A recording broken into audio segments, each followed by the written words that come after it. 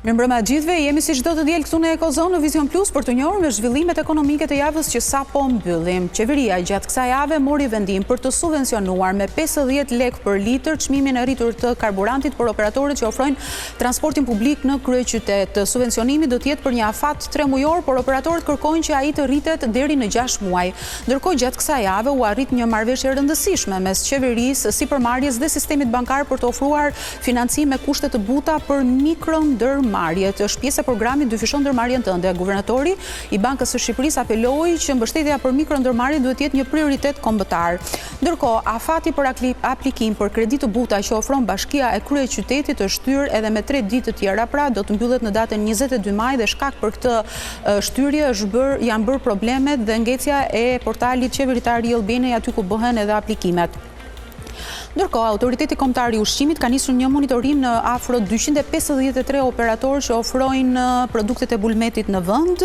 Inspektimi ka si qëllim dhe është fokusuar në stabilimente dhe në fabrika dhe ka si qëllim që të krijohet dhe të evidentohet realiteti në këto fabrika për të parë dhe se si do të mbështetet sektori i cili është përpara integrimit në tregun e Bashkimit Evropian. Ndërkohë, në emisionin e sotëm ne do të ndalemi në fakt tek bizneset e vogla dhe të mesme apo tek mikrondërmarrjet që dominojnë ekonominë shqiptare.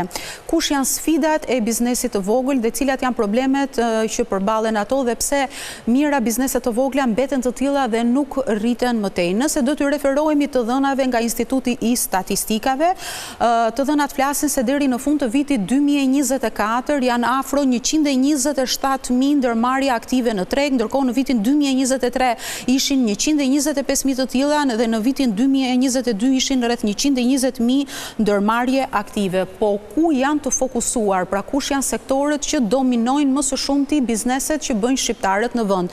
Sektorët ku përqendrohen aktivitetet janë tregtia me shumicë dhe pakicë, pra një pjesë shumica e shqiptarëve që bëjnë biznes fokusohen tek tregtia me shumicë dhe pakicë që përbëjnë dhe 34.8% të totalit. Më pas vjen akomodimi dhe shërbimi ushqimor me 14%,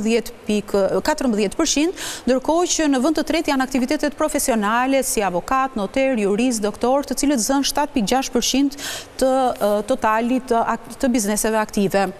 Por ajo çfarë është edhe më e rëndësishme dhe është një tregues shumë signifikativ është fakti se nga 127.000 ndërmarrje aktive në vend në vitin 2024, gati gjysma atyre apo 62.000 prej tyre kanë 0 të punësuar, pra asnjë të punësuar me pagesë. Vetëm 37.1% të tyre kanë 1 deri në 4 të punësuar, 5.7% e bizneseve kanë 5 deri në 9 të punësuar dhe 6.3% e bizneseve kanë 10 deri në mbi 10 të punësuar. Por pse që ekonomia shqiptare prodhon mikrondërmarrje? Çfarë i pengon bizneset e vogla të rriten më tej? Kush janë sfidat pra me cilat përballet biznesi i vogël dhe i mesëm dhe pse gjatë kësaj jave u arritën dhe 2 marrëveshje të rëndësishme pikërisht për t'i ardhur në ndihmë bizneseve të vogla dhe të mesme për të pasur mundësi dhe akses në financim. Për gjitha këto na ndiqni në emisionin e sotëm.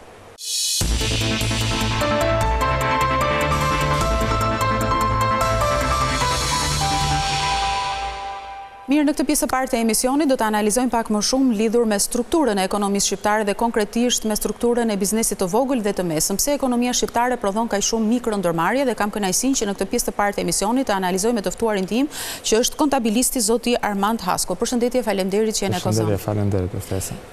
Zoti Hasko, ju përveç se jeni kontabilist dhe merreni me të gjitha bilancet e biznesit të vogël apo edhe të mesëm, edhe të madh, jeni edhe vetë biznes në një farë mënyrë. Kështu që kush më mirë se ju mund të bënte një analizë të këtij trendi.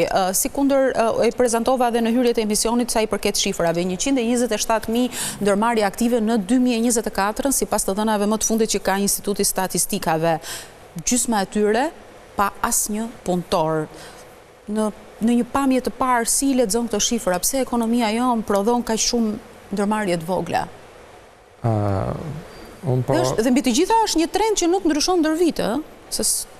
Unë mendoj se kjo më shumë vjen nga kultura e popullsisë që kemi në ambientin shqiptar, të pa mësuar me ekonominë e tregut dhe duke qenë se në realitetin e për qytetin, në lagjen e komshisë shikojnë dikush bet bëhet tregtar, mendoj se të gjithë mund të bëjnë biznes. Edhe të gjithë tentojnë të bëjnë biznes, për pa patur shumë njohuri, qoftë nga ana e taksave, e ligjeve, e procedurave, e rregullave, dhe një pjesë e madhe e biznesit edhe dështojnë në vitet e para. Patjetër, se ka dhe biznese që mbyllen.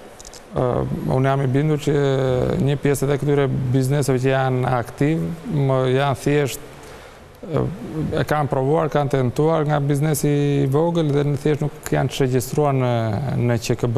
Do të thënë janë biznese që kanë mbetur aktiv thjesht për inersi.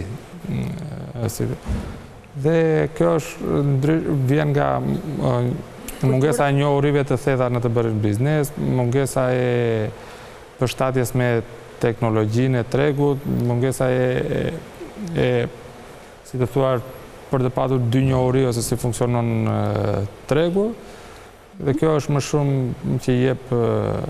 Pra është çështje kulture, thoni ju, dhe munges njohurish për sa i përket mënyrës se si funksionon tregu. Por është edhe pak çështje mundësie, ekonomie, një biznes i vogël që të hapet nuk kërkon shumë kapital?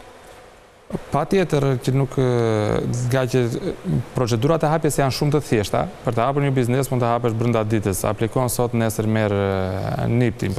Nuk është vështirësia të hapja biznesit. Problemi është se te ecuria ta mbash një biznes ta sjellësh produktiv, të përfitosh.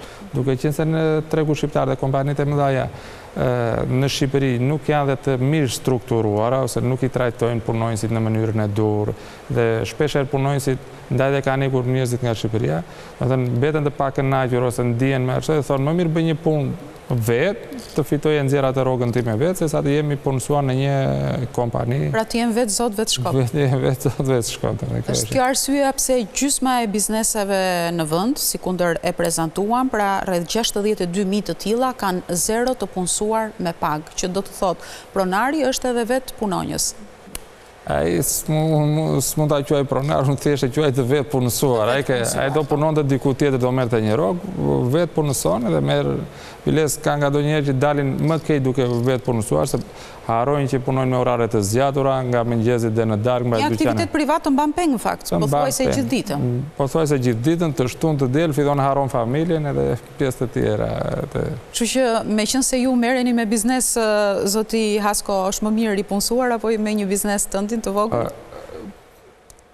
Varet nga kompania, ndaj i thash. Nëse ka kompani të mira dhe ti mund të punësohesh në një kompani të mirë që ne trajtojnë punonjësin në mënyrën e dur, pagën e deklaron të gjithë të plotë dhe të tjera, nuk ke pse të mundohesh të hapësh një biznes të vogël. Ose nëse ti do të hapësh një biznes të vogël, duhet ta studiosh mirë pjesën e tregut dhe kesh mundësi që të hecesh dhe mos bëhesh i varur, do me thënë, munges në... Nga eksperienca juaj, nga kontaktet që ju keni me bizneset, kemi në biznese që ofrojnë vërtet punëdhënës që ofrojnë punë me dinjitet në vendin tonë? Ka. Apo janë të rrallë? Janë të rrallë. Ka, po janë të rrallë, vitet e fundit janë shtuar, do të thënë, dhe biznesmenët shqiptarë, kush janë kryesor që vajtën mbi 20 vite, apo... Që janë të konsoliduar. Janë të konsoliduar, tashmë e kanë kuptuar, sepse fuqia punëtore është bërë e vështirë për të gjetur i kualifikuar në Shqipëri dhe kanë filluar që punonjësit i trajtojnë më mirë. Do të thënë të trajtojnë më mirë, qoftë dhe me paga, qoftë dhe me mënyrën e... Do të thënë nëse disa vite më parë të gjithë e quanin të shtunë në punë, tani kanë filluar që ja u lën pushim, ose nëse më përpara, po them para 10 vjetësh, 15 vjetësh, diskutonit të jap 10 ditë apo 15 ditë leje, sot mendojnë japin 4 javë leje. Po aq sa parashikon dhe kodi punës, kanë filluar të zbatojnë dhe këto rregulla. Kanë filluar të zbatojnë, do të thënë mungesa fuqisë punëtore ka filluar që të... Dakord. Por në çfarë do të thotë në gjykimin tuaj që gjysma e bizneseve aktive në vend të mos kenë asnjë të punësuar? Çfarë do të thotë për ekonominë tonë? Kjo tregon që ekonomia tonë nuk është e zhvilluar, dhe tregon nuk është strukturalisht e zhvilluar dhe tregon një paqartësi, sepse i vetë punësuari, duke qenë nga nevoja për të krijuar një punë, nga dëshira për të ashtu, edhe futet në një, po themi dhe një dyqan. Po të vëmë në një lagje kemi 5 dyqanet e të njëjtit tip, po themi 5 mini markete. Dhe ndërkohë asnjëri nuk fiton aq sa duhet dhe të gjithë mbeten të varur te orari. Apo kemi, po themi, tabakino, apo kemi floktore, apo do të thënë janë farmaci, do të thënë janë bërë si, do të thënë nuk ka strukturë që ai biznesi të hape dhe të ketë mundësi të zhvillohet, sepse hape shumë në të njëjtin vend, nuk kanë... Sidomos që pjesa kryesore e aktiviteteve që janë të përshëndruara në vendin tonë janë të fokusuara tek tregtia me shumicë dhe me pakicë, që është gjëja më e lehtë që mund të bësh në këtë. Po, tregtia me shumicë përbën 34.8% të totalit të bizneseve, e ndjekur nga akomodimi dhe shërbimi ushqimore, më pas aktivitetet profesionale.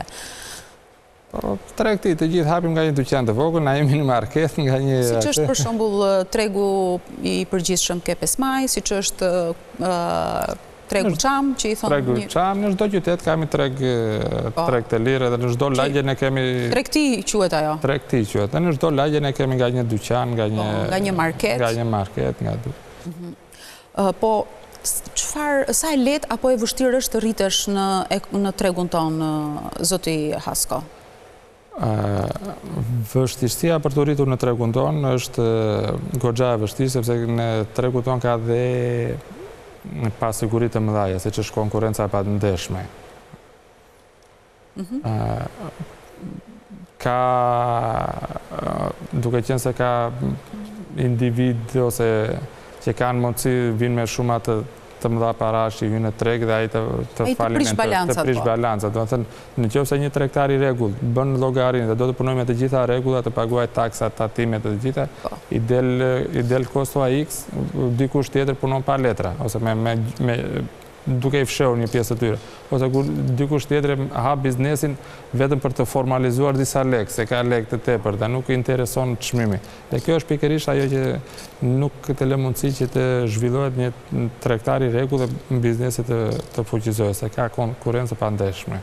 Pikërisht, për aq kohë sa informaliteti është në këto përmasa që është prej vitesh edhe nuk ndryshon, të paktën minimalisht 30% e ekonomisë vijon të mbetet informale, sigurisht që kjo është një pengesë për bizneset që të rriten apo të zgjerojnë aktivitetin e tyre. Megjithatë, sa ndikim ka fakti që tek bizneset e vogla dhe të mesme është një kontingjent sipërmarrjesh që kanë edhe akoma dhe më të vështirë aksesin në financim. Ne gjatë kësaj jave kemi parë 2 evente që janë fokusuar pikërisht tek 2 marrëveshje të rëndësishme, një që ofron Banka Intesa San Paolo dhe një tjetër që ofron qeveria dyfishon ndërmarrjen tënde, që në thelb dhe në boshtin e tyre është ofrimi i financimit me kushte të lehtësuara pikërisht për këtë kontingjent biznesesh, ndërmarrjet e vogla dhe të mesme. Qeveria me dijenin time ka bërë disa mundësi se për të financuar start-upet që i thonë këta bizneset në fillim, patjetër që është një nismë e mirë, vetëm dyshimet i lindin si çdo gjë kush financohet, do të thënë, ose cilat janë kriteret e përzgjedhjes të biznesit që financohet. Dhe a ndiqet ky startup më pas, do të thënë, a ka hecur, do të thënë, ka një farë ndjekje, apo thjesht jepen ato lekë dhe jepen në mënyrë të... Ju si mendoni, besoni që programet të tilla do gjejnë zbatimin e duhur, apo çfarë shihni me skepticizëm në zbatim? Se marrëveshjet duken interesante, kushtet lehtësuese. Patjetër, kushtet lehtësuese dhe Shteti del garant, paktën ke ky programi dyfishon ndërmarrjen tuaj, është shteti del garant me kolateral nga 30 në 70%. Patjetër këto janë gjëra të mira, se jep mundësi biznesit të fuqizohet, por në praktik nuk besoj se një pjesë ose do një 30% apo 40% mund ta kalojnë atë ta shfrytëzojnë për mendimin tim, do të mund ta shfrytëzojnë që ta harin të zgjerohet. Kurse pjesa tjetër thjesht mund të jetë të shfrytëzojë atë marrjen e fondit edhe. Po përsa i përket politikave fiskale, zoti Hasko, sa ndikojnë ato në nxitjen e individëve që të hapin një nipt dhe të quajnë biznese të vogla? Ne dim që vitet e fundit biznesi vogël është me 0 taksa. Dhe kjo ndoshta, se e kemi bërë me 100 herë një bisedë që kur u bë ligji për të profesionet e lira, po, për të vënë, dhe kjo ka nxitur që shumë individe dhe shumë aktivitete të hapin nga një nipt edhe i shmangen detyrimeve. Do më thënë, politika fiskale sa e rëndësishme është në nxitjen e individëve për të hapur biznese. Patjetër, kjo politika fiskale që është në fuqi deri në 2029 do jenë me 0 tatim për biznesin me të ardhurat deri në 14 milion lekë, e ka nxitur shumë individë të bëjnë të hapin nga një nip të tyre individual. Me qëllim duke përfituar jo vetëm biznesin që i vogël, por edhe kompanitë që kanë qenë më të mëdha janë fragmentizuar, domethënë duke hapur nga 2-3 nipte në emër të punonjësve ose në emër të familjarëve, me qëllim që të ndajnë xhiron që mos paguajnë tatim. Për shembull, mund të ketë një biznes që bënte 30 miliona apo 40 milion lek xhiro të reja, ka bërë në 2-3 nipte dhe nuk i kalon nivelin e 14 milion lekë me qëllim që të shmangi tatimin. E kuptoj. Po si mund të disiplinohet ky segment i tregut sipas jush, zoti Hasko? Si mund të formalizohet? Që ka devijime këtë duhet e pranojmë të gjithë, apo jo?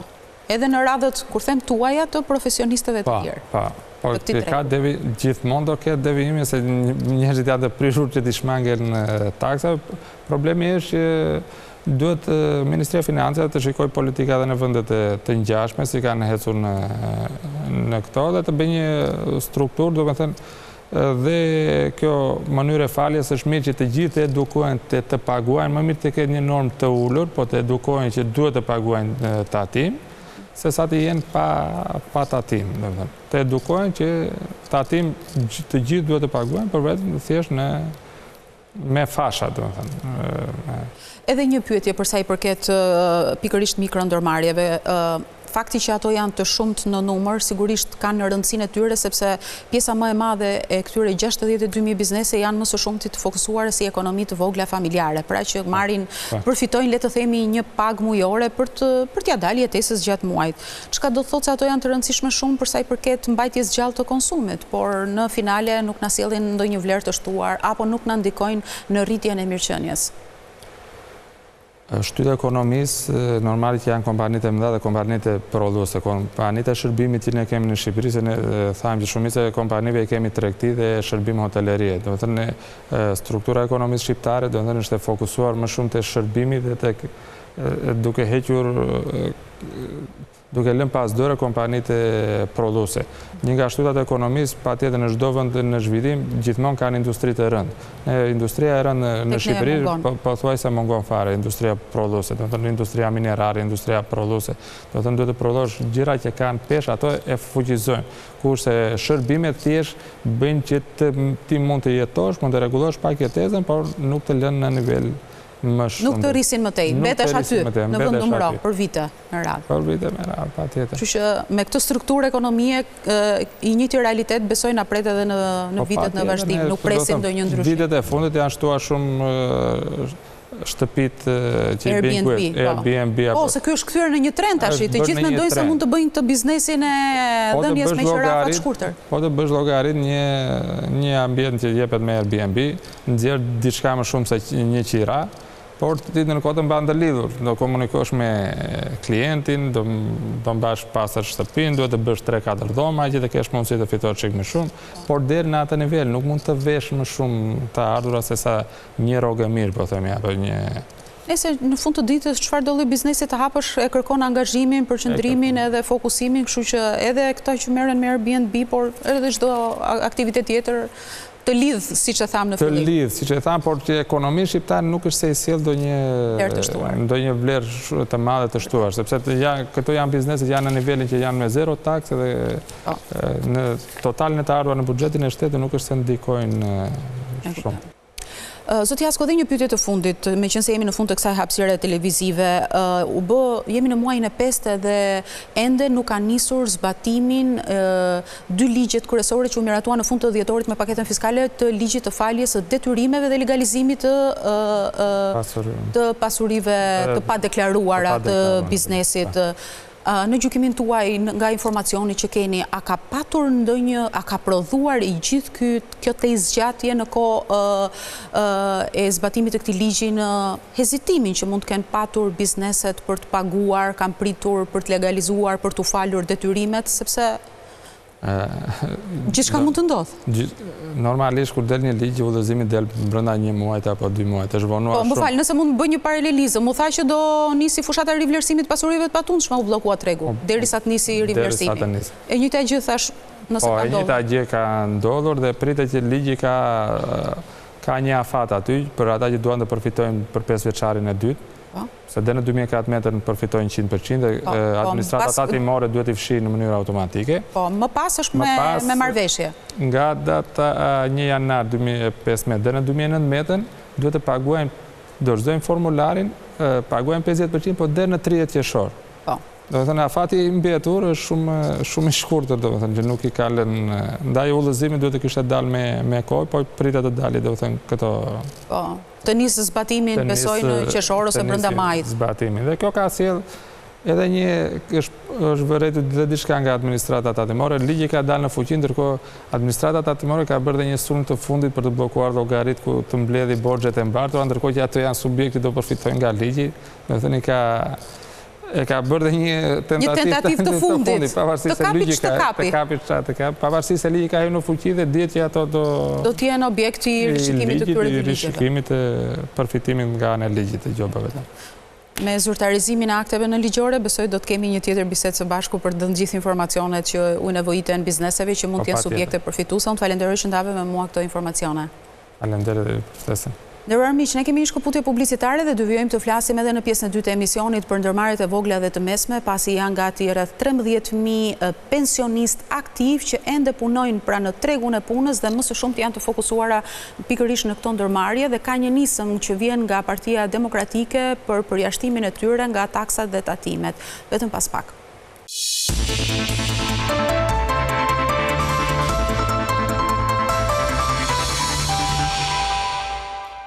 Do të mbetemi tek çështja e strukturës së ekonomisë shqiptare dhe tek ndërmarrjet e vogla dhe të mesme që mbizotërojnë në vendin tonë. Siç e thash, pra janë nga 127.000 ndërmarrje aktive, gjysma e tyre janë biznese të cilat janë me zero të punësuar. Kjo ka sjell që edhe pensionistët, pra që kanë dalë, individët që kanë dalë në pension të vazhdojnë të jenë aktiv, një pjesë e mirë e tyre, rreth 13.000 të tillë që është edhe shifra zyrtare, vazhdojnë të jenë aktiv në tregun e punës, të cilët duket se janë të punësuar në bizneset familjare që ofron fëmijët e tyre, por një nisëm e fundit e depozituar në Kuvendin e Shqipërisë nga Partia Demokratike dhe konkretisht nga deputeti i saj zoti Igli Cara, që është njëkohësisht edhe antar i Komisionit të Ekonomisë, ka bërë që nisma prak parashikon që këto 13.000 pensionistë të përjashtohen nga pagesa e sigurimeve shoqërore, të cilët humbahet gjatë kohës së ushtrimit të aktivitetit të tyre. Por për të analizuar më shumë këtë nisëm dhe pse pikërisht tani në këtë moment dhe pse për një afat 4 vjeçar, kam kënaqësinë të diskutoj në studio në këtë pjesë të dytë të emisionit me nismëtarin deputetin Igli Cara. Përshëndetje, faleminderit që jeni në Kozon. Faleminderit ju mund.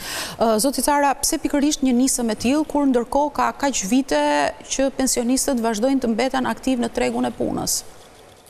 Është vërtet, ju bët një hyrje të saktë, të gjitha çfarë thatë janë të argumentuara dhe unë do të t'ju them fillimisht pse e morën këtë nismë. Në fakt, në takimet që ne bënim po gjatë fushatës, po dhe tani, me subjekte të ndryshme, ne ishë ngritur ky problem sepse për shumë subjekte është kosto e tepërt për të paguar kontributet e sigurimit shoqëror pikërisht për pensionistët. Por, mbi të gjitha unë mendoj që është mbi të gjitha kthimi i një të drejtë. Ku them kthimi i një të drejtë, do të thotë për një pensionist që ka punuar mbi 38 vite, që është mosha, pra 40 vite e sipër, atëherë, a është drejtë që të paguaj përsëri kontribute kur nuk do t'i rikthehen, se ku është koncepti i kontributit? Paguan për një jetë të tërë, 38 vite, dhe të kthehen prapë pikërisht në atë moshë që nuk kem mundësi për të punuar, shteti të mban në ato çfarë ke paguar, apo jo? Kuptohet që kontributet e tanishme paguan nga sigurimet shoqërore që i merren punëtorëve aktiv në këtë moment, i paguan pensionistët dhe më radh tyre që janë tani punëtor do t'i merren ku dalin pension, do t'i merren pikërisht. Kjo është një skemë e cila është e gjithë pranuar. Thash është drejtë sepse nuk mundesh që pensionistëve t'i marrësh kontribute, t'i marrësh sepse edhe kontributet ndahen në dy pjesë, një pjesë që e paguan punëdhënësi një dhe një pjesë që e paguan vetë, t'ia marrësh pikërisht për ta tatosh për diçka që nuk do t'ia kthesh më. Apo, se kjo është koncepti i kontributit. Pra, mbi të gjitha është një drejtë. Pra nuk përfiton nga ato detyrime që paguan. Thjesht paguan sepse don shteti t'ia marrë. Nuk po them t'ia vjedhë, sepse ndofta është e rëndë, por padrejtisht për hir të së vërtetës i vlen për skemën të cilën e dimë si është deficitare, po për të mbuluar. Tani, së dyti, ju thatë që është një numër 13.000 deklaruar zyrtarisht. Po, në relacionin tuaj depozituar në kuvend ju referova. Sepse këtë informacion e kam nga drejtori i sigurimit shoqëror dhe është 13.000. Por ama, ju siguroj që de facto, në terren, është mbi 3 herë më shumë numri i pensionistëve që janë në marrëdhënie pune, pavarësisht se nuk deklarohen. Nuk deklarohen pikërisht për këtë arsye, sepse kushdo që sot don të punojë, është normale që një punëdhënës e ka të vështirë të paguajë pensionistë aq më tepër që duhet pranojmë që kontributet paguhen zakonisht për një punëtor i cili punon 8 orë. Kuptohet që pensionistët shpeshherë nuk e kryen 8 orëshin e plot dhe paguhet janë me një orar më të reduktuar. Pra, e parë në këtë kontekst, së pari kjo do të bëjë që të bëjmë një deklarim real të gjithë punojësve ose të gjithë pensionistëve që janë në marrëdhënie pune. Pra, formalizimi.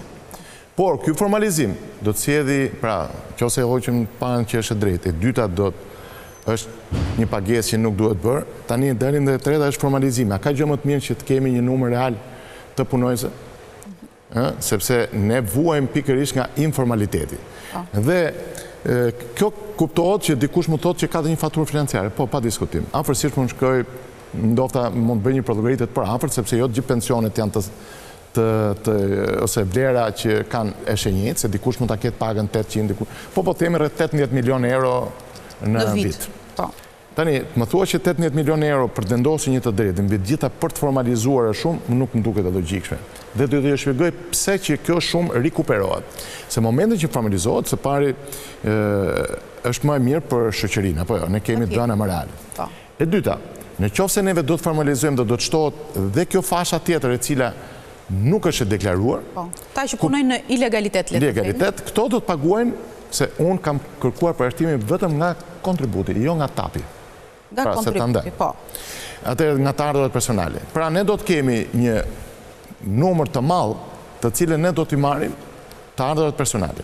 Madje unë nëse do të kishte një takërci me mazhorancën, uroj shumë ta kem se deri tani në fakt mazhoranca ka treguar që është refraktare, nuk pranon asnjë propozim të opozitës, po mendoj për të mirën e pensionistëve dhe një të drejtë ta pranojnë. Unë do të thoja që pjesën, se edhe kontributet ndanë, pjesa e kontributet dhe ajo që quhet sigurime shëndetësore. Pjesën e sigurime shëndetësore edhe ta paguajnë. Pse? Sepse një person i cili është një marrëdhënie pune mund të rrezikojë që dëmtohet dhe normalisht është një drejtë që duhet paguar. Apo jo?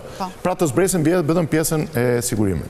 Nëse do të realizohet kjo, thash, ka disa të mira dhe nuk e cënon, pra, as strukturën e sigurimeve, si thush, as të ardhurat, sepse thash do t'i kompensojmë në një mënyrë tjetër. Pra, ato që deklarohen nga formalizimi. Po, zoti Sara, pse e keni menduar për shembull në këtë formë që të përjashtohen vetëm nga detyrimi i kontributeve? Po, në fund të ditës, koncepti i pagesës së taksave dhe tarifave ka si qëllim që ti të marrësh në fund ditës mbrapsht një shërbim. Atëherë, që ta ndajmë pak. Kur flasim për kontributet përkthehen kur ti del në pension në vlerë pensionit. Të ardhurat për punë, të ardhurat personale, tapi, kjo nuk hyn ke kontributet, pra është e veçantë. Dhe prandaj po them që këtu mund kemi një dakordsi që këtë edhe mund paguhet. Dakord? Por sepse kjo çfarë ndodh? Për të ardhurat personale, tapi fillon 13% që tapit fillon mbi 35.000 lekë të reja. Pra nuk është një shumë e madhe e tapit për këto pensionistë që kanë pagën deri në 60.000 lekë. Pra të paguajnë 13% të 25.000 lekësit. Pra që gjithsesi është e pranueshme, shto këtu dhe ato të kontributet për sigurime shëndetësor, pra ka një logjik. Por ama i heqim të pjesën e madhe, që është shumë, pra 23.4% afërsisht detyrim që paguan është për kontributet të shumë. Megjithatë, zoti Sara, në relacionin tuaj ju thoni për një afat 4 vjeçar. Si ta kuptojmë këtë? Nëse kjo është një drejtë që duhet ta marri deri para vita sa do punojë, pse për 4 vite? Atëherë, neve në këtë moment pse e kam bërë këtë? Sepse e para, është një fazë pilot, se edhe duhet kuptojmë edhe të shohim efektet reale, sepse jo çdo ligj duhet bërë që të jetë pafundësisht, nëse do të ketë efekte pozitive, patjetër duhet ta lëmë dhe po do të shohim se çfarë ndodh. Ne në këtë moment kemi mungesë të fuqisë punëtore dhe kjo është e dukshme, është evidente. Apo. Dhe prandaj dhe për shumë arsye bizneset tona, qoftë ato që thatë ju familjare, po rikthehen në punë pensionistët. Kuptohet që thash se ka dhe një gjë që duhet të thënë. Pensionistët cilët shpesher nuk punojnë 8 orë, punojnë 3, 4, 5 dhe ligji nuk e përjashton. Dhe në këtë moment ndofta, do të vi një moment që pas 4 vitësh, tregu nuk do të ketë më nevojë për pensionistë dhe mund të jetë numri i vogël, mund ta shtojmë përsëri, pra do të jetë. Pra, kam dashur të tregoj me këtë 4 vjeçar që nuk është se thjesht po bëjmë politikë, por po bëjmë një testim për të kthyer një të drejtë, që nëse do na konstatojë që është reale, patjetër që pastaj edhe të vazhdoj. Po besoj që mund të gjendet një konsensus për aq kohë sa një qasje e tillë e ka pas edhe vetë mazhoranca në anketimet që ka për disa vite më parë për pensionistët. Po, je shumë e drejtë dhe faktikisht mazhoranca shpesh e ka thënë, po asnjëherë nuk ka reaguar. Dhe ndofta gjejmë gjuhën e përbashkët, që me këtë nisëm, që unë jam gati ta quaj edhe të mazhorancës. Pra, mos e keq kuptoj kërkush që unë po e bëj që të kemi emrin, unë e heq emrin tim, që sot. Vetëm që të bëhet. Pra, nuk ka rëndësi kjo. Rëndësi ka të gjendet konsensusi dhe të përfitojnë të drejtën e tyre këta 13.000 apo edhe më shumë. Po janë më tepër se çfarë do ndodhi. Unë po thënë jam minimumi 3 fish. Mos të them që mund të jetë shumë e shumë më tepër që ne nuk e dim, sepse si shtatë ju punojnë në ambiente familjare, punojnë 4 orë 5 orë, por një biznes. Më së shumti pensionistët tek bizneset e fëmijëve tyre punojnë. Më së shumti. Po pse mos deklarohet? Ekonomi familjare. Sepse edhe ajo ekonomia familjare ka nevojë që nëse është biznes i madh, nëse është shpenzim real që ja bën, që ja jep prindit, atëherë duhet ta deklarojë. Se është formalizim. Pse ai biznesi duhet paguajë këtë tatim fitimi do t'i zbriset, sepse kjo është një shpenzim, apo jo, ke kolona e buxhetit janë shpenzime të ardhura, kuptohet që ky do të jetë një shpenzim real dhe nuk ka pse mos deklarohet. Se sa më të formalizuar të jemi, aq më të drejtë jemi edhe në ato që themi politika të ekonomike që ne bëjmë, se formalizimi është gjithmonë i mirë, apo jo. Pra, e parë pikërisht në këto argumente që thash, unë mendoj që duhet më pritur edhe nga mazhoranca, uroj shumë, sepse do t'i shërbej mbi gjitha ekonomisë shqiptare, i shërben dhe vetë qeverisë për formalizimi, por me gjitha, unë jam i sigurt që edhe 18 milion euro që ne kemi, do të kompensohet pikërisht nga tapi në qoftë se do të deklarohen të gjithë. Pra imagjinoni pak se kur të jenë 45, 60, 75.000, kuptoni pra do të kemi një fash 50.000 të cilët do paguajnë tap, të cilët tani nuk e paguajnë. Dhe këto janë të ardhur që përsëri do t'i kthehen, pra ekonomia nuk humb gjë, pra është ajo që rrim brenda ekonomisë, po thjesht formalizohet. Sepse edhe ato para që do deklarohen, do shpenzohen, do paguajnë taksa indirekte apo jo. Jo vetëm kaq, zoti Sara, ne e dim që vitet e fundit një nga sfidat dhe kërcënimet më të mëdha të ekonomisë është mungesa e fuqisë punëtore. Këta pensionistë, përveç se mund të jenë në mosh dhe mund të jenë aktiv dhe në gjendje për të punuar dhe kjo është pozitive kur kanë mundësi, pse jo, vjen edhe si një nevojë, jo vetëm për t'i përmirësuar atyre të ardhurat mujore me pensionet të cilat nuk dalin për asnjë lloj gjëje në jetesën në kryeqytet, sidomos, por jo vetëm, por mbi të gjitha edhe për faktin se nuk gjenden punëtor. Nuk ka punonjës. Unë e thash në kryeteres, pra që ka vend për ta parë politikat e punësimit, ndoshta për të nxitur këta që janë t'i mbajnë. Eksakt. Jeni shumë saktë dhe unë pikërisht e thash në kryeteres. Pra, përderisa ne kemi nevojë për këto pensionistë, sikur dhe mos jenë me kohë plotë përsëris, ne kemi nevojë atëherë pse jo? Sepse Shqipëria në këtë moment po vuan pikërisht nga ai që ne quajmë shpopullim ose ka hikur pjesa më e mirë, pjesa më vitale. Ne në Shqipëri tani kemi një pjesë e cila na ka hikur fasha e të rive. Shifrat që pos duhet ta kthej në debat për shpopullimin janë të tmerrshme për Shqipërinë. Jemi 2 herë më shumë se vendet e rajonit, pra rinia dhe krau i punës. Janë të dhëna që i nxjerrin dhe vetë Instituti Statistikës. Nëse politika e kryeministit Rama është që nuk prish punë se do t'i popullojmë nga vendet e tjera, kjo është shumë e gabuar. Shqipëria duhet t'i përkasi shqiptarëve, ne të bëjmë politika që shqiptarët të rrinë në Shqipëri. Pra, nuk është thjesht një politikë që të kaloj momentin. Politikat janë afatgjata. Dhe prandaj në këtë sens, në këtë moment vështirë mendoj që edhe prandaj është dhe i 4 vjeçari, se unë uroj shumë që shqiptarët përsëri të kthehen. Dhe ekonomia shqiptare mos ketë më nevojë për pensionistët, siç është kaq imediate në këtë periudhë. Jo thash në kryeteres ku më lindi shpesh propozimi pavarësisht se ka kohë. Më lindi pikërisht tek fasonat. Ose ke industria përpunuese. Është një sektor jo vetëm ke familjarët. Ka pasur goxha probleme vitet e fundit. Ka pasur probleme dhe ato kanë probleme, po para se dalë tek problemet e tyre që se do mlejoni. Shkurtimisht unë do të thoja pikërisht ato kanë akoma pensionistë. Sepse që të përgatisësh sot Manifakturë, ke sektor manifakturës, ka pensionistë që punojnë? Shumë. Po them shumë. Sepse përgatisësh sot një profesionist rroba qepës, do minimumi 6 muaj deri 1 vit. Po e kupton sa e vështirë është në këtë moment krize, dhe do të jap dhe elementet e krizës, një sipërmarrësit ti thuash do të paguash 1 vit sigurime, pse 1 muaj të lejon shteti që mos sjesh dhe pjesën tjetër pastaj do ta kesh me sigurime të plota.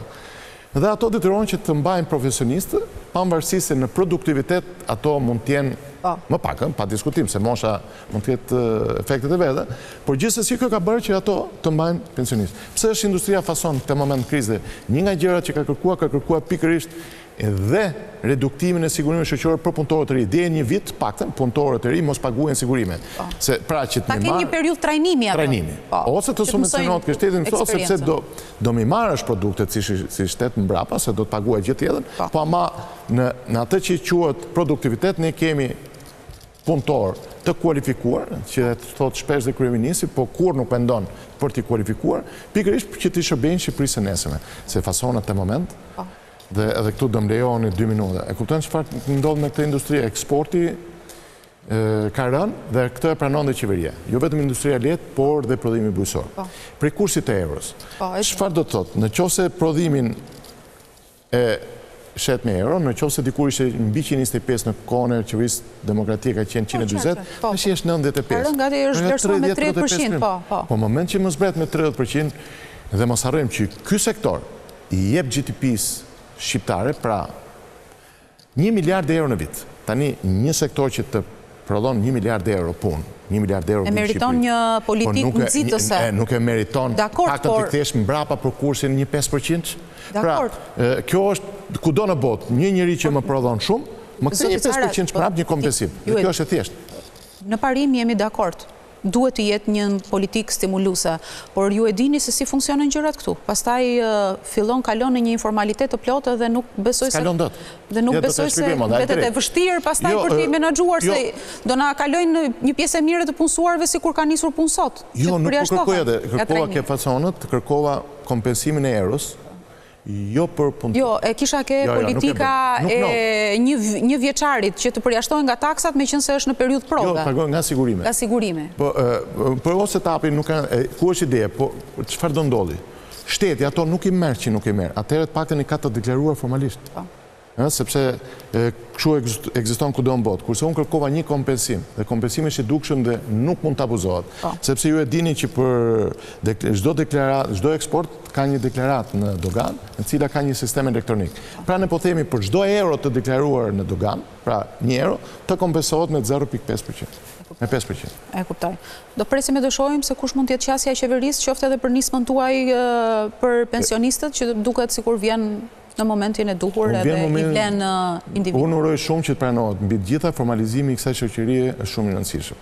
Të thash që 4 vite kam kërkuar thjesht për të qenë dhe një periudhë prove, sepse jo çdo ligj duhet të jetë i pafundshëm në momentet amendohet momentin që ka nevojë për rregullime pa diskutim. Okej. Le të shpresojmë. Unë të falenderoj që ishe sot në Ekozon. Faleminderit ju. Nderuar miq, kemi sërish një shkëputje publicitare dhe do vijojmë të flasim edhe në pjesën e fundit të emisionit sërish për bizneset e vogla dhe të mesme dhe mungesën e tyre që kanë në financim, pasi një program i ri që ofrohet nga Intesa San Paolo Bank Albania do të vinë në ndihmë pikërisht ndërmarrjeve dhe mikrondërmarrjeve për më shumë financim në treg. Vetëm pas pak.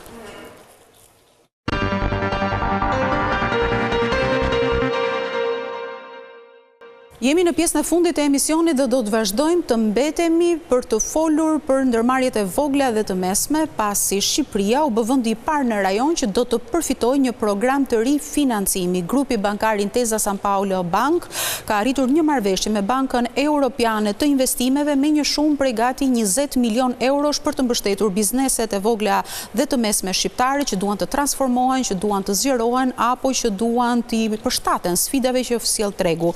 Marrëveshja në fakt u zyrtarizua gjatë kësaj jave në Tiranë dhe kjo linjë rekreditimi është fakt pjesë e një programi më të gjerë që ofron Bashkimi Evropian, por edhe Banka Europiane e Investimeve, që në totalin e saj arrin në 170 milion euro, por që siç e thash, pra Shqipëria u bë e para në rajon që po përfiton nga ky program. Do të analizojmë pak më shumë dhe do t'japim informacionin e nevojshëm se çfarë është ky program i rifinancimi dhe si mund të përfitojnë bizneset shqiptare, dhe kam të ftuar në studion zonjën Elena Balliu, që është drejtore e SME-ve në Intesa San Paolo Bank Albania. Përshëndetje, faleminderit që na kozon. Faleminderit për ftesën, kënaqësi. Po ashtu kënaqësi të flasësh për këto iniciativa dhe le të themi zhvillime të reja që nuk prekin vetëm sistemin bankar, por tërë ekonominë shqiptare. Është e vërtetë ashtu sikurse ju e anoncuat që këtë javë u zyrtarizua dhe u përfundua ky lloj financimi për Bankën Intesa San Paolo Shqipëri me suportin e Bankës Europiane të Investimeve. Hera e parë që ndodh në Shqipëri, shumë të lumtur dhe për këtë iniciativë. Ja vlen të citojmë kush janë dhe le të themi karakteristikat kryesore dhe çfarë sistemi ekonomik shqiptar, bizneset e vogla dhe të mesme përfitojnë nga këto lloj iniciativash. Elena, do t'i themi hap pas hapi të gjitha detajet, por një koment në pamjet të parë. Ne gjatë kësaj jave pam që kemi dy marrëveshje të rëndësishme që u zyrtarizuan këtë javë. Një është ajo e juaja, pra Intesa San Paolo Bank me BEI-n, që siç e prezantuan, por kemi edhe një projekt të qeverisë që është dyfishon ndërmarrjen tënde. Të dyja së bashku një qëllim kanë, të mbështesin bizneset e vogla dhe të mesme për më shumë akses në financim. Pyetja që vjen natyrshëm në pamje të parë është pse kjo vëmendje kaq e madhe ke bizneset e vogla dhe të mesme në vend? Patjetër. Të flasim konkretisht, të flasim base dhe me disa shifra, që ta bëjmë më të prekshme, le të themi, fokusin, pse bankat po fokusohen, pse qeveria po fokusohet në këtë, le të themi, segment të ekonomisë shqiptare. Sot që flasim, ndërmarrjet e vogla dhe të mesme përbëjnë pothuajse 99% të gjithë ndërmarrjeve aktive që operojnë në Shqipëri. Kontribuojnë pothuajse në 80% të prodhimit të brendshëm bruto, nxisin konsumin, nxisin punësimin, nxisin zhvillimin ekonomik. Pra në thelb janë motori i ekonomisë shqiptare. Të mbajnë gjallë konsumin. Totalisht dhe punësimin nga ana tjetër. Dhe të gjithë investimet që bëhen shkojnë në këtë lloj aspekti. Në momentin që le të themi sistemi financiar bankar dhe Banka Intesa pjesë e këtij sistemi shikon që ky është motori i ekonomisë. Këto janë pikërisht ato ndërmarrje që mund ta nxisin në hapin e mëtejshëm zhvillimin ekonomik të Shqipërisë, patjetër që fokusi do jetë tek këto lloj ndërmarrjesh të vogla dhe të mesme, sepse janë baza e ekonomisë shqiptare dhe ato që mund ta lëvizin ekonominë shqiptare. Nga ana tjetër, mos harrojmë që ndërmarrjet e vogla dhe të mesme, nga njëra anë janë shumë le të themi të favorshme për të nxitur zhvillimin ekonomik të vendit, po përballen dhe me sfida shumë të mëdha, sepse janë le të themi shpeshherë vulnerabël ndaj goditjeve të caktuara ose qëndrueshmërisë në treg. Nuk flasim këtu për korporata, flasim pikërisht për ato bizneset e vogla të mesme që stabilitetin në treg e kanë dhe të luhatshëm nga këto lloj fenomenesh, po themi, që janë me impakt nga jashtë. E pikërisht për këtë aspekt lindë e nevojshme që këto jo vetëm të suportohen dhe të kenë vëmendjen e sistemit financiar bankar, por dhe ka arritur momenti që dhe të rimodernizohen, të digitalizohen, të fusin teknologji të reja, të bëhen më kompetitive. Prandaj dhe marrëveshja me Bankën Europiane të Investimeve, por dhe iniciativa e qeverisë dhe e Bankës së Shqipërisë dyfishon ndërmarrjen tuaj, shkojnë pikërisht në këtë lloj aspekti. Por jo vetëm kaq, Elena, besoj jemi edhe përballë sfidës më të madhe e vërë që po na vjen, që është integrimi. Jo vetëm të vegjëlit, por të mëdhenj do kenë sfida edhe më të mëdha. Edhe më të mëdhaja, kështu që ka nevojë për një përgatitje, si të thuash, që ta forcojnë apo ta konsolidojnë aktivitetin e tyre në treg, ndërmarrjet e vogla dhe të mesme, flas. Pa diskutim. Procesi i integrimit evropian do thoja nuk është vetëm një proces institucional dhe politik, po është një proces modernizimi dhe sfide për gjithë ekonominë shqiptare. Ka ardhur momenti që nëse ne sot flasim që po marrim të gjitha hapat nga ana institucionale, shtetërore, politikat të caktuara, qeveritare për të përgatitur për integrimin evropian, ekonomia nuk mund të ngelin mbrapa. Pra, bizneset e vogla dhe të mesme nuk mund të mos ecin në linjë me të gjitha standardet dhe me hapat që duhet të ndërmarrin në investimet që duhet të bëjnë, në modernizimin e teknikave të tyre, në investimet më të avangard, po themi, që duhet të realizojnë, që të bëhen më konkurruese. Tregjet europiane janë padyshim më të modernizuara se ne. Dhe nuk mund të futemi në këtë lloj integrimi evropian në qoftë se nuk përgatisim gjithë sistemin ton ekonomik drejt integrimit evropian. Këtë një presion shumë i madh në fakt. Patjetër, është sfidë, por jo e pa realizueshme. Dhe prandaj vlen që para se të jemi gati për këtë hap, ne po ndërmarrim të gjitha këto iniciativa që ta përgatisim ekonominë dhe të suportojmë aq sa mundemi, patjetër që të bëhemi ballë këtyre sfidave. Flasim për marrëveshjen e arritur gjatë kësaj jave. Çfarë do thotë kjo marrëveshje për ju si bank? Për Intesa San Paolo Bank Albania flasim këtu se për grupin, po flasim për ekonominë tonë, rastin konkret. Dhe si do përkthehet ajo në ekonomi, si do përthithet ajo në ekonominë shqiptare? Marrëveshja e arritur me bankën me BEI, me Bankën Evropiane të Investimeve, le të themi është i japim të paktën ne si bank një rëndësi të veçantë strategjike. Jo vetëm për faktin që flasim me një marrëveshje me një nga institucionet më të fuqishme ndërkombëtare, vjen për herë të parë në Shqipëri për të suportuar ekonominë shqiptare nëpërmjet linjave të financimit që i jep bankave lokale, në rastin konkret Intesa San Paolo Shqipëri, por le të themi konfirmon dhe një herë vlerësimin që dhe institucionet të tilla ndërkombëtare kanë për bankën Intesa San Paolo. Besimi që jepet bankës son për ta vënë në jetë këtë lloj programi, për ta implementuar, për të furnizuar ekonominë shqiptare me fonde të reja që shkojnë në drejtim të investimeve teknologjike, digjitale, mbrojtjes mjedisore, aspektit green economy dhe qëndrueshmërisë, është ndihma më e parë konkrete që jepet ekonomisë drejt modernizimit dhe përgatitjes së konkurreshmërisë së tyre për tregjet europiane. Futja e fondeve të reja në ekonomi gjithmonë sjell zhvillim, sepse këto fonde shkojnë për investime të menduara, investime strategjike të qëndrueshme. Kështu që në një farë mënyrë le të themi është padyshim vlen të konfirmohet fakti që kjo lloj bashkëpunimi strategjik ndihmon ekonominë jo vetëm me flukse të reja fondesh, por me investime që janë gjithmonë në aspekt të modernizimit dhe përgatitjes së ekonomisë shqiptare dhe bizneseve tona drejt europianizimit apo tregjeve të huaja ndërkombëtare. Po fakti që Shqipëria u bë vendi i parë përfitues në rajon i këtij programi ka ndonjë specifik, është merit ndoshta e Intesa San Paulos, e grupit, apo si mund ta kuptojmë? Pse Shqipëria e para në këtë përfitim?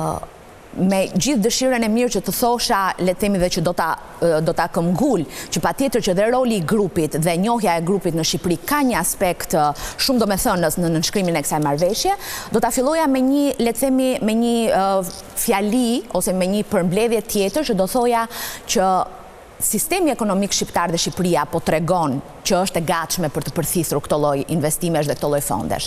Pra, është një konfirmim i faktit që Shqipëria është gati, le të themi, dhe po merr hapat e caktuara për të zhvilluar ekonominë shqiptare dhe të gjitha politikat që po ndodhin drejt europianizimit. Jo më kot institucione të tilla kaq të rëndësishme vinë në Shqipëri për të suportuar bankat me linja kreditimi në favor të ekonomisë shqiptare. Patjetër që eksperjenca e grupit San Paolo, jo vetëm në rajon dhe në Europë, flasim për një nga grupet më solide europiane që ka treguar ndër vite një input dhe një mbështetje shumë të plot të SME-ve reale dhe të ekonomive reale në vendet ku operon, ka luajtur rol domethënës. Nga ana tjetër, vetë banka Intesa San Paolo në Shqipëri, pjesë e grupit Intesa San Paolo, ka treguar stabilitet ndër vite, ka treguar që mund të implementojë programe të tilla financimi me institucione ndërkombëtare dhe kjo është shumë e rëndësishme, sepse normalisht gjithmonë përzgjidhen le të themi institucione që mund të jenë gati për të implementuar këto lloj linja financimi. Kanë ndikuar që Shqipëria të jetë e para e përzgjedhura për këto lloj financimesh. Flasim pak më konkretisht tani. Kush do të përfitojë nga kjo linjë e re kreditimi? Kush do të jenë bizneset? A ka sektor të përcaktuar? A ka sektor që do të jenë më në fokus, apo çdo biznes i vogël dhe i mesëm do të ketë mundësinë të aplikojë për përfitime? Atëherë. Thjesht për gjithë ata që na dëgjojnë të dinë se ku dhe përfitues do të thonim janë të gjitha ndërmarrjet e vogla dhe të mesme sipas përkufizimit, jo vetëm lokal, por dhe përkufizimit europian. Kjo e lë të hapur, le të themi, gama është goxha e gjerë dhe lë shumë hapësira për të gjithë klientët që duan të aplikojnë pranë bankave për të marrë të tilla fonde, që nga ana tjetër duhet ta përmendim që janë fonde që do vinë te klientët tanë me kosto shumë të lira financimi. Ndryshe nga financimet normale të bankave, një nga avantazhet kryesore është kosto e lirë e financimit për këto lloj kreditimi tradicional, le të themi, normal. Por marrëveshja ka specifika dhe ka kuadro dhe le të themi kritere të mirë përcaktuara. Më shumë se sa le të themi biznese që përjashtohen planet e investimit, që do të thotë nuk kemi përjashtime në sektor, të gjithë klientët mund të futen dhe të aplikojnë, por kujdes, duhet të përmendim që fokusi i këtyre marrëveshjeve janë në disa teknologji ose në disa plane investimi që kanë disa pillars ose shtylla kryesore. Shtylla më e madhe është zhvillimi teknologjik, siguria informatike, produkte inovative, procese inovative, research and development ose kërkim zhvillim inovacion, dhe kjo duhet të përbëj 70% të gjithë fondeve që bankat duhet të japin në favor të bizneseve, dhe një 30% i është alokuar le të themi investimeve për mbrojtjen mjedisore ose green economy. Agrikultura, biodiversiteti, mbrojtja e ujit, e resurseve natyrore, eficienca energjetike. Pra, në momentin që një biznes, pavarësisht sektorit ku operon, ka një plan investimi që me këshillimin e bankës, banka do jetë gjithmonë gati që le të themi në diskutimet me klientin, jo vetëm të dëgjoj nevojën e klientit, por ta orientojë në një farë mënyre drejt këtyre investimeve. Në momentin që investimet bihen në këto kategori që sapo përmendëm, bëhen direkt, le të themi, të përshtatshëm për të qenë pjesëmarrës në këto financime. Pra, në thelb, pra fokusi është ky transformim digital, teknologjik, procesesh. Banka do të jetë e prirur të miratoj aplikime që vijnë pikërisht për këto qëllime. Për këto plane investimi është e mirë përcaktuar. Pavarësisht sektorit, se është në bujqësi, se është në çdo sektor tjetër apo të shërbimeve. Por në thelb, nëse le të themi që ta bëjmë pak konkrete dhe për publikun dhe për ata biznesi që na dëgjojnë, pa dashur të heq meritat, po themi, të kompanive, po marrim një sektor që ta bëjmë shumë të prekshëm. Ndërtimin, ose kompanitë e ndërtimit. Ato do vazhdojnë të kreditohen nga sistemi bankar normalisht. Nuk janë fokusi kësaj marrëveshje. Pra, nuk konsiderohet investimi në një real estate apo në një ndërtim si inovacion, teknologji, përmirësim procesesh, research and development. Pra, në një farë mënyre, sektori i ndërtimit përjashtohet automatikisht nga kjo lloj marrëveshje. Kemi ndonjë sektor që mund ta përjashtojmë automatikisht tjetër?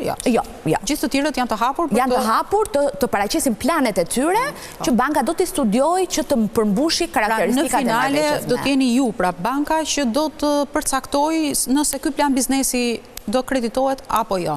Po. Në finale. Kur nisin aplikimet, Elena? Kur bëhet efektive kjo marrëveshje arritur sot? Marrëveshja, sikur se është anoncuar, është le të themi e firmosur. Ajo që ngel si normalisht janë disa procedura që janë të nevojshme për të përmbushur mbas firmosjes së marrëveshjes, procedura të brendshme të bankës dhe të BEI-t, që Banka Intesa San Paolo po punon intensivisht çdo ditë që ta bëjë sa më të afërt momentin, le të themi, e daljes live për klientët, do jetë besoj brenda këtij muaji, nuk diskutohet sa më shpejt, dhe pastaj klientët tanë, jo vetëm klientët tanë, por dhe klientë të tregut që mbase nuk kanë sot një llogari me Bankën Intesa, por duan të bëhen pjesëmarrës të kësaj marrëveshje, le të themi, janë të ftuar dhe të takojnë këshilluesit tanë të biznesit, menaxherët tanë të biznesit, që janë po ashtu të pajisur me njohuri për këtë marrëveshje dhe të ofrojnë asistencën e tyre dhe këshillën e duhur për bizneset e vogla dhe të mesme që të përfitojnë nga këto fonde dhe nga kjo lloj mënyre financimi. Pra për të gjithë të interesuarit në sportelet tuaja mund të marrin të gjithë informacionin e nevojshëm, por jo vetëm, marrin edhe suportin e një konsulence për planin e biznesit dhe për fushën apo sektorin ku do jenë të përcaktuara këto shtylla që sapo folën, pra që do të kreditohen. Kjo është shumë e rëndësishme për të theksuar, marrëveshje tipike partneriteti me institucione të tilla të rëndësishme ndërkombëtare, gjithmonë kanë dhe një, le të themi, një pjesë që vjen si një asistencë teknike, që do të thotë, jo vetëm është një linjë financimi, por bankat nëpërmjet këshilluesve të saj të biznesit, pajisen me informacionin e duhur dhe suportin e konsulentëve ndërkombëtar për të marrë gjithë njohurinë e këtyre investimeve, por dhe për të ofruar një asistencë teknike në raste dyshimi apo në raste suportit të pyetjeve të ndryshme, që janë, le të themi, më se normale kur hym në të tilla, le të themi, investime që mbase nuk janë tipike për tregun shqiptar në momentet e sotme, por që do bëhen një rutinë, mendoj, sepse rrugën drejt integrimit, sikurse e thamë, europiane kemi të hapur, e kemi përpara dhe duhet patjetër që të ndërmarrim masat sa më shpejt që të futemi në këtë lloj rruge. Ne dim edhe ti akoma edhe më shumë që merresh me SME-t dhe ke kontakte të drejtë për drejta me bizneset. Ne e dim që një nga vështirësitë kryesore të SME-ve për të rritur dhe për të zhvilluar është mungesa dhe pamundësia për të kredituar, për shkak se një pjesë e madhe e tyre nuk kanë kolateral. Ka ndonjë parashikim kjo marrëveshje? Do të ketë ndonjë lehtësi nga ky këndvështrim apo do nevojitet patjetër kolaterali se në funditës banka do kërkoj garancinë e saj për të kredituar, është normale. Okej, përgjigjen base do ta strukturoj, le të themi pak ndryshe, në kuptimin që kjo lloj marrëveshje nuk ka aspektet e një marrëveshje të ndarjes së riskut me bankave, sesa një linjë financimi në projekte inovative dhe të qëndrueshme, që do të thotë nuk vjen me një mbulim të riskut të bankave që të përkthehet në më pak kolateral ose mungesë kolaterali për sistemin bankar. Por, ajo që do dua të diferencoj në pikën ku jemi, sistemi bankar ka arritur një fazë që është më së i gatshëm, le të themi, të suportojë ekonominë shqiptare. Është i qëndrueshëm, ka kapacitete dhe ka know-how dhe fonde likuide për ta bërë këtë gjë. Nga ana tjetër, shohim për ditë që kemi një pozitivitet dhe një ecuri të mirë të bizneseve të vogla dhe të mesme në, le të themi, në jo vetëm modernizimin e tyre, por dhe në përshtatjen e pasqyrave financiare, transparencës, po themi fiskale që ata kanë, formalizimit, modernizimit, që e lejon bankën, që atë kolateralin jo ta heqi dhe ta mohoj totalisht si një element që mitigon rrisjet e bankës, por ta bëj, le të themi, si një aneks ose si një kusht që në raste të caktuara, në qoftë se projekti është shumë i mirë, klienti është po ashtu shumë i mirë, është i lexueshëm, është i qëndrueshëm në treg, banka dhe mund patjetër të heqi dorë nga kolaterali dhe të suportoj. Nuk mund të themi që kemi arritur në pikën që të gjithë klientët janë, le të themi, gati për të qenë financues në sistem, ka akoma vështirësi, nuk duhet ta mohojmë këtë lloj gjë. Le të themi vështirësi që lidhen, sikur se tham, me transparencën e pasqyrave financiare, me faktin e strukturimit të planeve të biznesit që të jenë jo vetëm të lexueshme për bankën, por dhe të jenë të implementueshme dhe të kenë aftësi për të implementuar. Kanë mungesa kolaterali, nuk diskutohet. Të gjitha këto mendoj që marrëveshje si puna e kësaj me Bankën Europiane të Investimeve, por akoma më shumë dhe marrëveshja që ju cituat në ndërmarrjen tënde që del shteti garant. Del shteti garant. To janë pikërisht ato lloj, le të themi, marrëveshje që ndihmojnë bankat që të largohen pak nga kreditimi normal me fondet e tyre, me politika, por të jenë më proaktive dhe më të marrin pak më shumë riske nëse do ta quanim në këtë lloj gjuhë, le të themi, dhe të suportojnë ekonominë shqiptare. Le të shpresojmë që do të kemi një trend në rritje në këtë drejtim. Elena, po dhe një pyetje të fundit për këtë hapësirë televizive. Ne dim që pa financim sigurisht nuk ka zhvillim, nuk ka ekonomi, por duke i parë pak të dyja këto programe që i përmenda që kanë një qëllim të përbashkët, jo vetëm si një drejtuese SME-ve në bank, por edhe si një eksperte ekonomie, çfarë mendoni ose çfarë presim nga implementimi i këtyre dy programeve në praktik për biznesin e vogël, në aspektin ekonomik, në aspektin e zhvillimit, çfarë pritshmërish keni? Pritshmërit për ne, jo vetëm si Intesa San Paolo, po themi po besoj sistemi bankar, janë reale dhe të prekshme, në sensin që jemi, sikur se thash, një sistem bankar që ka treguar që ka arritur një stad shumë të qëndrueshëm, bankat janë të gjitha likuide, janë me kapital të mjaftueshëm, janë gati për të përthithur jo vetëm fonde, por dhe për t'i dhënë në mënyrën më të ndërgjegjshme dhe aty në ato projekte që nxisin zhvillimin ekonomik të vendit. Ajo që le të themi mund të ndihet pak e munguar dhe ka nevojë pak për iniciativën e bizneseve vet dhe jo të bankave, banka do vazhdojnë të luajnë rolin e këshilluesit në këtë drejtim, është le të themi modernizimi i bizneseve, kuptimi që le të themi pasqyrat pikërisht, që ka pothuajse ka mbaruar koha që të ngelemi tek këto bizneset shumë të vogla tradicionale, duhet të hapim tregje të reja, duhet të nxisim teknologji që tregojnë qëndrueshmëri ekonomike, duhet të mendojmë për inovacione, duhet të bëhemi gati për tregje më të mëdha se sa tregu jon lokal, dhe kjo nuk vjen vetëm me këtë mundësinë pak të vjetër dhe duhet të jemi të lexueshëm, duhet të jemi me pasqyra financiare të qarta, duhet të jemi me plane biznesi të strukturuara, duhet ta shikojmë në një farë mënyrë dhe integrimin evropian jo si një sfidë që nuk kalohet. Është sfidë, ka vështirësitë e veta, por është mundësi. Mundësi që Shqipëria realisht të hapet, ekonomia shqiptare të hapet në tregje